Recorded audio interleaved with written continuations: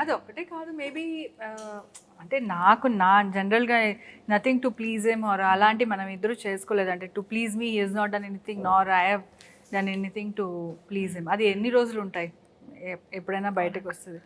కానీ I have naturally been with him. Maybe he is related the way we ఏదో ఉంటుంది. I don't know what exactly but he feels that there is lot of resemblance. అదే basic ఏంటంటే నిస్వార్థమైన ప్రేమ. నేను చెప్పాను already,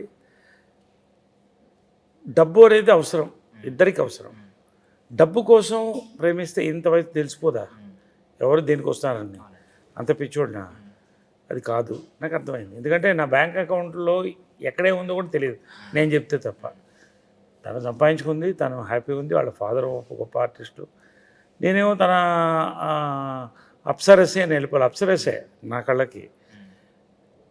but కార్యేషు దాసి, భోజేషు మాత, కరుణేషు మంత్రి, సైనేషు రంభ 4 ఉంటే మగాడు ఎటు చూడ్డు, అన్నీ అవలో ఉంది.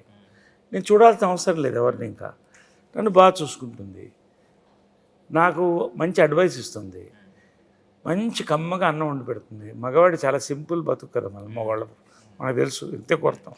కాబట్టి వాళ్ళలాగా మనకు కాంప్లికేటెడ్ కాదు కదా.